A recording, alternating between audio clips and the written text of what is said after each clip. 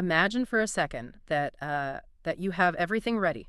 You've got the job offer in London, or maybe that acceptance letter from the university in Sydney that you've been dreaming about for literally years. Right, the boxes are packed. Exactly. The boxes are packed. The visa application is filled out.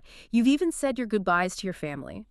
But there is one thing standing in your way. Just one test. It sounds dramatic, I know, but It does, but for millions of people, a standardized English test is the literal gatekeeper between their current life and their dream life abroad. it is incredibly high stakes. We're talking about visa points, university admissions, even professional licensing for doctors and nurses. And because the pressure is just so high, people often just, they default to whatever test their friends took. Right, or whatever name they recognize first on Google. Exactly. They treat it like a commodity, but that is a massive mistake. A huge mistake. And that's why today, we're going to dive deep into a strategic showdown between the two absolute giants of this industry. The IELTS, that's the International English Language Test System, and the PTE Academic, which is the Pearson Test of English. And we aren't just looking at general comparisons or, random anecdotes from Reddit threads today. We are working from a very specific, highly strategic guide titled The Guide: How to Hit an IELTS Band 8 or PT 79 Plus on Your First Attempt. A very catchy title. Right. It's authored by Sir Usman Khan Advocate, who has been an instructor in this space since 2006. So he knows what he's talking about. And what I really love about this source is that it's looking specifically at the 2026 exam landscape. So this is current, this is fresh. We aren't talking about the tests from like 5 years ago. Exactly. Our mission today isn't just to list the rules of the tests. I mean, anyone can just search how long is the IELTS or what is the PTE. Right. We want to uncover what the guide calls the strategic synthesis. Strategic synthesis. Okay, that sounds a bit heavy. Break that down for us. What does that actually mean for the person listening right now? It sounds academic, yeah, but it's actually very practical. It's about matching the test format to your natural cognitive style. It turns out this isn't just a choice between two brands. It's not like choosing between Coke and Pepsi. Right. It's a choice between a human-centric assessment and an AI-driven one. It's about figuring out how your specific brain works best. I love that framing. It's man versus machine, the exam edition. So let's unpack this. If I am that person staring at the application form right now, hovering over the Book Now button, where do I even start? We have to start with the core philosophy. There's a quote in the guide that I think perfectly captures the fundamental difference here. It says, IELTS assesses how you communicate with people. PTE assesses how accurately you feed data to an algorithm. Feeding data to an algorithm. That sounds kind of cold. It does sound cold. But also potentially efficient. It's extremely different. Let's look at IELTS first. The guide describes it as a linear model. It values nuance. It values face-to-face interaction. When you do the speaking section in IELTS, you are sitting in a room with a real person. Right, an actual human being across a desk. Exactly. They can read your body language. They can understand if you self-correct a little bit naturally. It feels human. If you use a colloquialism or if you hesitate because you're thinking of a really complex idea, they understand that context. So if I use a bit of slang, or if I pause to gather my thoughts, a human examiner understands that's just part of a natural conversation. Exactly. They are trained to evaluate communication, not just technical output. But then you have the PTE. The guide describes this as the pinnacle of automated assessment. And that means no humans involved in the scoring, like at all. Zero. It values technical precision, speed, and consistency. It rewards candidates who are comfortable with AI interfaces. You aren't trying to charm an examiner or make them laugh. You're trying to hit specific data points that the computer recognizes as fluent. It's sort of the difference between trying to explain a complex problem to a librarian who is listening to your whole story versus trying to get a voice-activated customer service bot to understand you. You know, when you're just shouting representative into the phone. That is actually a great analogy. And that leads us directly into how you decide which one to take. Yeah. Because you can't just flip a coin. The guide breaks this down into 3 stress factors. These are the pressure points that will either make or break your score depending on your personality type. Okay, lay them on me. What is stress factor number 1? The human factor. This is exactly what we just touched on. The guide notes that IELTS relies on the pressure of eye contact. The pressure of eye contact? I feel like for some people, that's grounding. It feels like a real conversation. But for others, having someone staring at you while you frantically try to conjugate verbs, that's absolutely terrifying. Precisely. And the guide makes a clear distinction here about social anxiety. If you are an extrovert or someone who relies on nonverbal cues like hand gestures or facial expressions to communicate, IELTS is likely your home. You feed off that energy. You can smile, you can nod, you can build a rapport. But if I'm an introvert, or if I just completely freeze up when people look at me expectantly. If you are an introvert or if you get social anxiety, the PTE is often the better strategic choice. You are speaking into a microphone. You are wearing a headset. You are sitting in a partitioned booth interacting with a screen. There is no one judging you in real time with a raised eyebrow or a skeptical look. So if you'd rather talk to Siri than a stranger at a dinner party, pick PTE. That makes total sense. Yeah. What is the second stress factor? The handwriting factor. Oh, this is a good one. I feel like nobody writes by hand anymore aside from signing receipts or maybe scribbling a birthday card. And that is the danger. If you choose the paper-based IELTS, which is still very popular globally and available in many centers, you are physically writing your essays. The guide makes a very practical point. If your handwriting is difficult to read, you are taking a massive risk. Because if they can't read it, they can't grade it. Exactly. An examiner cannot give you points for what they cannot decipher. Doesn't matter how brilliant your vocabulary is if it looks like chicken scratch. That seems so obvious, but I bet people forget it. They focus on the grammar and the high-level vocabulary, and they totally forget that if their A looks like an O, they're in trouble. But wait, isn't there a computer version of IELTS now? There is, yes, the computer-delivered IELTS, and that solves the handwriting issue. But, and this is a big but mentioned in the guide, the PPE is natively digital. It was built from the ground up for the computer. IELTS on a computer is essentially the paper test transferred to a screen. The interface, the flow, the way the questions are presented. PTE feels like a modern app, whereas computer IELTS feels like a digitized paper form. Got it. So if you have doctor's handwriting, stay far away from paper IELTS. Now, what is the third factor? You mentioned this one was a game changer in the source material. This is the integrated factor, and this is where we get into the technical architecture of the tests. Yeah. This is fascinating, and honestly, it's the secret weapon for a lot of test takers who know about it. Okay, let's get into the weeds. How does this work? First, look at IELTS. It has a siloed structure. You have listening, reading, writing, speaking. They are scored completely independently. If you are an absolute genius at speaking, it does absolutely nothing to help your reading score. They are separate buckets. Okay, that makes sense. Standard school stuff. You get a grade for math and a grade for English, and they don't touch. Right. But PTE uses cross-module scoring. Cross-module. Define that for us. It means tasks in one section actually contribute to scores in another. The guide highlights this as a high-reward strategy. For example, when you are doing the speaking tasks in PTE, specifically a task called Read Aloud, the AI is checking your pronunciation, yes. But because you are reading a text, it is also scoring you on reading. Wait, really? So talking can actually boost my reading score? Yes. The guide specifically says that doing well in PTE speaking tasks can boost your reading score. It's interconnected. So if you're a versatile candidate, you can leverage your strengths in one area to pull up your score in another. That is a massive strategic advantage if you know how to use it. It's like getting extra credit in math class because you wrote a really good essay in English. In a way, yes. It reflects a more modern, integrated way of processing information. We don't usually just listen or just read in total isolation in the real world. We do them together. PTE captures that. IELTS is very traditional in its separation. So we have the philosophy human versus machine, and we have the stress factors. Let's talk about the actual day of the test, the mechanics. Because the source mentions that 2026 brings some specific structures, right? It does. Let's look at the duration and flow, because this deeply affects your energy levels.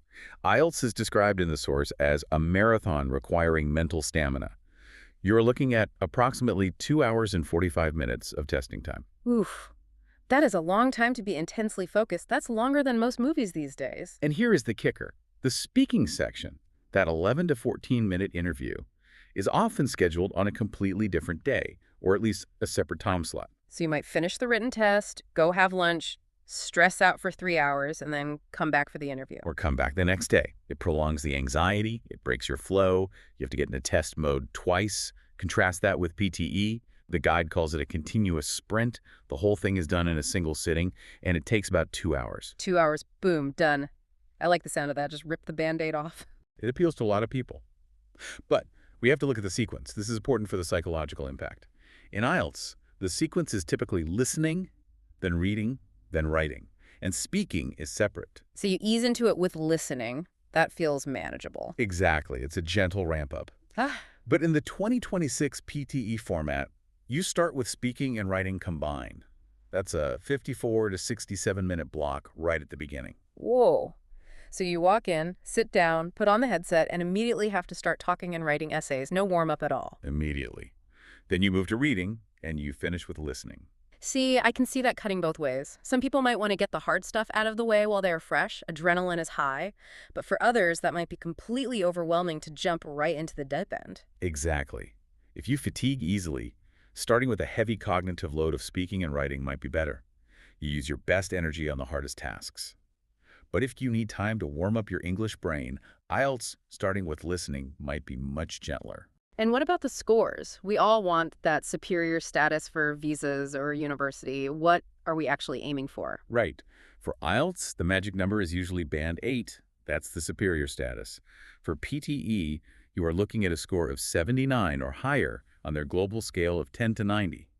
A 79 plus equates to that IELTS band 8. And speed of results? Because we live in an instant gratification world. PTE wins there, hands down. Typically, within 48 hours, I've seen students get results in 2 hours. IELTS can take 3 to 5 days for the computer version and up to 13 days for paper. If you are on a tight deadline, say your visa application is due on Friday, that matters a lot. Okay, so we've picked our test, we know the format, now we need to study. The guide outlines 2 divergent paths for preparation. This isn't just study English, is it? You don't just open a dictionary and hope for the best. No, and this is where the strategic synthesis comes back in. You prepare differently for a human than you do for a machine. The guide outlines a skill path for IELTS and a strategy path for PTE. Let's start with IELTS, the skill path. What does that look like? This path is about true language mastery. Mm. The number one skill identified is paraphrasing, Paraphrasing. Why is that so huge? Why not just focus on vocabulary? because IELTS avoids using the same words twice. In the reading and listening sections, the questions will almost never use the exact words from the text. They will use synonyms. Can you give me an example of how that works? Sure, if the text mentions global warming, the question might ask about climate change implications. If the text says teenagers, the question might say adolescents. If you are just scanning for keywords like matching teenagers to teenagers, you will fail. You need to understand the meaning and how to express it differently. So it's testing true comprehension, not just word matching. That's definitely harder. It is. And for preparation, the guide recommends building reading stamina. It suggests reading long articles from The Economist or National Geographic. The Economist, yeah, that's dense stuff. Small font, big words, really complex sentence structures. It is, but the IELTS reading section is 60 minutes long with 3 long passages. You need the mental fitness to stay focused on complex text for that long. If you zone out after 10 minutes, your score tanks. You need to train your brain to handle that load. And for the speaking part of IELTS? It suggests recording yourself and having a mentor check for natural fillers and eye contact. Remember, it's a human interaction. If you sound like a robot in IELTS, it hurts you. You need to sound conversational. You need to use phrases like, well, that's an interesting question, rather than just barking out an answer. Okay, so that's the IELTS path. Deep mastery, paraphrasing, reading stamina. Now let's flip to the PTE, the strategy path. You mentioned earlier this is about gaming the system. In a legitimate way, yes. Because you are dealing with an algorithm, you can optimize your input. This source gives a very surprising tip for the speaking section. Fluency over grammar. Wait, hold on. Fluency over grammar. So I can have bad grammar and still get a good score? That sounds wrong. To an extent, yes. The AI prioritizes a steady, continuous flow of speech. The guide explicitly says, if you make a mistake, do not stop. Do not stop, even if I say the completely wrong word, even if I say the cat sat on the car instead of Matt. Keep moving. Correcting yourself requires a pause, a hesitation. That hesitation hurts your score much more than a minor grammatical error. The algorithm punishes silence and ums and ahs. It rewards a constant stream of audio data. That is so counterintuitive. If I make a mistake in real life, I pause and correct myself. That's polite. That's normal conversation. Which works perfectly in IELTS. That shows self-awareness in IELTS. But in PCE, that pause is a massive red flag to the computer. It registers as a lack of fluency. It thinks you don't know what to say. That is wild. It's like you have to train yourself to be a runaway train. Just keep laying track. What else for PT? Template mastery. This is huge. Since you are describing images or retelling lectures to a computer, you can use proven structural templates. What does a template look like in this context? It's a pre-memorized sentence structure. For example, for the describe image task, you might memorize a skeleton-like. The image depicts a graph regarding X, where the highest point is Y and the lowest is Z. You just plug in the data from the screen. So you aren't inventing a new sentence every time. You have a skeleton and you just add the meat. Exactly. This maximizes your oral fluency scores because you don't have to think about how to say it, just what to say. The computer doesn't get bored of hearing the same sentence structure. A human examiner in IELTS would hate that. They'd think you were robotic. Right, a human would be like, why do you sound so mechanical? But the computer just checks the boxes. Subject, verb, data point. Check. Precisely. And one more non-negotiable skill for PTE, typing speed. Right, because the whole thing is digital. The entire exam. If you are a hunt and peck typist, using 2 fingers, looking down at the keyboard, you will run out of time. And specifically, in the listening section, there is a task called Write from Dictation. Right from dictation. That sounds straightforward enough. You hear a sentence, you write it down. It is, but the guide notes this task carries immense weight. It's a huge point scorer because it hits both listening and writing scores. You have to be fast and accurate. If you can't type as fast as the audio plays, or at least hold it in your memory while you type, you lose big points. So if I'm hearing this right, IELTS is for the person who wants to read National Geographic, have a chat, and takes pride in their vocabulary. PTE is for the person who can type fast, memorize templates, and talk without breathing. That is a slightly uncharitable way to put it, but honestly, it's not entirely wrong. It's about optimization versus natural conversation. So let's try to summarize this for the listener who is sitting there right now, staring at the application form, trying to decide which button to click. Let's make it crystal clear. Here's the recap. Choose IELTS if you are a conversationalist, if you have strong mental stamina for a longer exam, and crucially, if you want a clear separation of skills where your bad handwriting or poor typing won't drag you down, assuming you take the computer version or have good handwriting for the paper one. And choose PTE. Choose PTE if you are tech-savvy. If you prefer a shorter, high-intensity sprint. If you want to leverage that integrated scoring where your strong speaking can lift up your reading score. And, of course, if the idea of staring an examiner in the eyes makes you sweat. It really does come down to knowing yourself, not just knowing English, but knowing your brain. It does. And connecting this back to the dual path to global mobility, as the title suggests, this test isn't just a hurdle. It's a diagnostic. It's diagnosing how you process information. Choosing the wrong test is essentially fighting against your own nature. Why make a hard process harder by picking the test that highlights your weaknesses? That is such a good point. We focus so much on the content of the test, the grammar, the vocab, we forget about the format of the test, and the format is half the battle. Precisely. And this raises a really provocative question for the future. We are living in a world increasingly run by AI. We talk to Alexa, we use AI chatbots, we interact with automated systems daily. Right. It's everywhere now. So is the PTE actually a better predictor of modern communication skills than the human-centric IELTS? Are we moving away from conversational English and toward algorithm-friendly English? That is a little terrifying to think about. Are we training ourselves to speak for machines rather than people? The source notes that PTE is the pinnacle of automated assessment. If the workplace of 2026 and beyond is heavily automated, maybe feeding data to an algorithm is the essential skill. Maybe nuances and ums and ahs are becoming obsolete. Maybe the future isn't about being charming. It's about being precise. I am going to be thinking about that for a while.